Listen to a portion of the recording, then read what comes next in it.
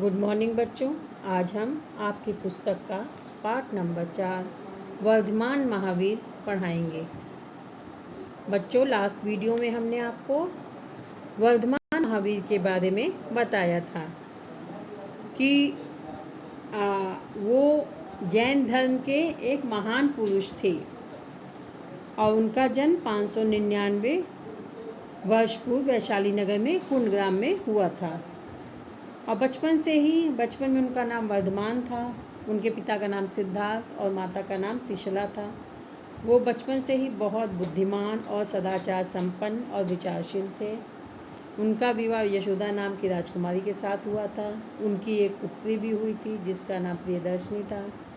बचपन से ही उनका मन समाज में या संसार में नहीं लगता था और वो इस संसार के आडंबर, वर्ग भेद और जीव हिंसा से बहुत ही परेशान रहते थे। जब उनके पिता की मृत्यु हुई तो वो और भी परेशान हो गए और उन्होंने मोहमाया त्याग कर संन्यास ले लिया।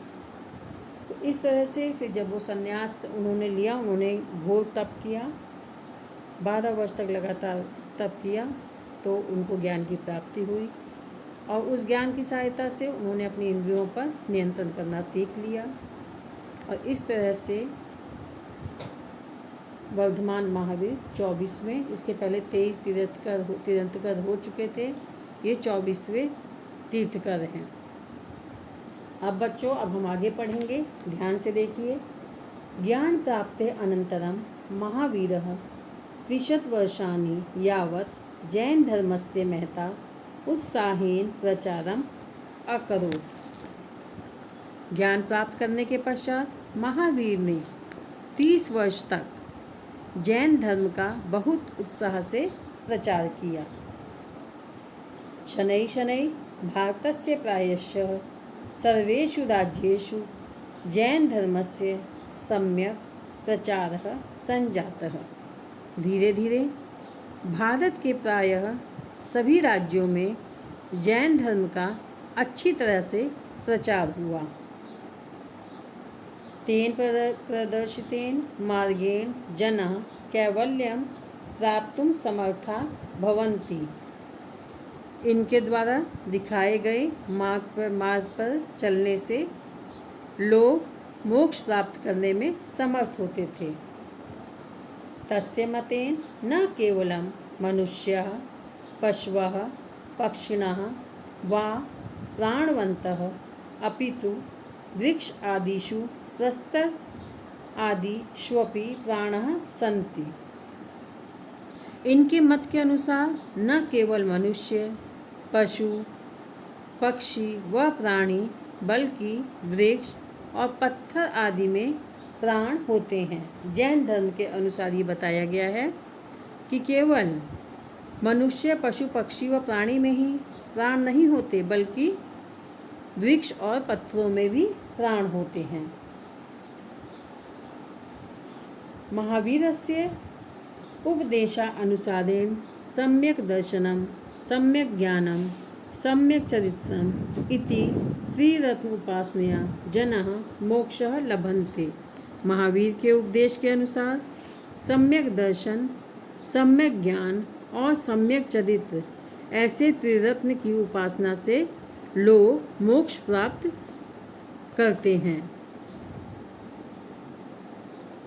शुद्ध आचरणाय सत्य, अहिंसा, अस्तेय, ब्रह्मचर्य, अपरिग्रह इति 5 महाव्रतानां विधानं सः अकरोत्। शुद्ध आचरण के लिए 5 महाव्रतों अहिंसा, सत्य, अस्तेय, ब्रह्मचर्य और अपरिग्रह विधान हुए। साधारण जनैः सह बिम्बिसार, अजातशत्रु प्रभृत्यो राजानः अपि तस्य उपदेशैः प्रभावितः अभवन्। इनके द्वारा उपदेशित मार्ग के आधारभूत सिद्धांत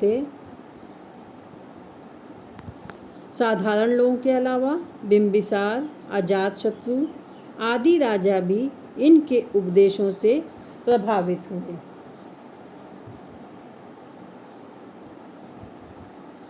इनके द्वारा उपदेशित मार्ग के आधारभूत सिद्धांत थे सत्य और अहिंसा।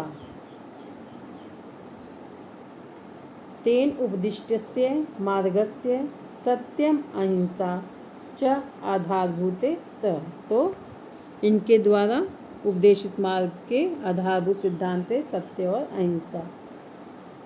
270 वर्ष वयसी पाटलिपुत्र समीपे पावापुरी स्थाने महावीरः रुग्णो जातः निर्वाणं च प्राप्तः। और 72 वर्ष की अवस्था में महाराज महावीर पाटलिपुत्र के समीप पावापुरी स्थान पर रोगग्रस्त हुए और मोक्ष को प्राप्त हो गए। तो बच्चों, इस तरह से आपने देखा इस पैराग्राफ में कि उन्होंने बहुत ही, जब उनको ज्ञान की प्राप्ति हो गई तो उन्होंने 30 वर्षों तक खूब उत्साह के साथ जैन धर्म का प्रचार किया और धीरे धीरे भारत में ही नहीं बल्कि और सब जगह भी उन्होंने जैन धर्म का प्रचार किया।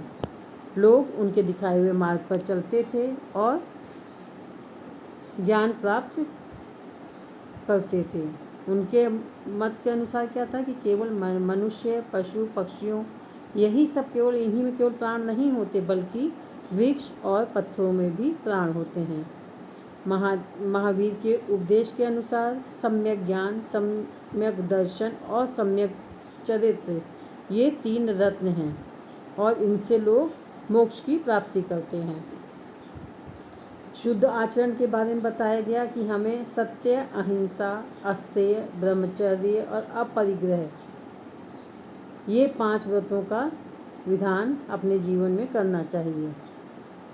सत्य बोलना चाहिए, किसी की हिंसा नहीं करनी चाहिए, किसी को तकलीफ़ नहीं पहुंचानी चाहिए, ब्रह्मचर्य जीवन का पालन करना चाहिए और किसी की वस्तु को अपनाना नहीं चाहिए, किसी पराई वस्तु को अपनाना नहीं चाहिए।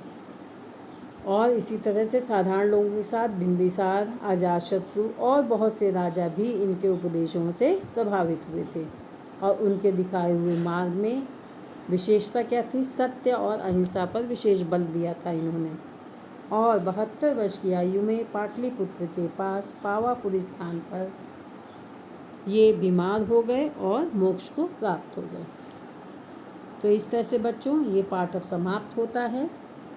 अब आपको क्या करना है? पहले तो इस पूरे पाठ का अनुवाद आपको अपनी कॉपी में करना है, उसके बाद इसके शब्दार्थ सारे लिखने हैं और अब हम अगले वीडियो में इसके सारे अभ्यास कार्य और प्रश्नोत्तर इत्यादि करवाएंगे। Thank you.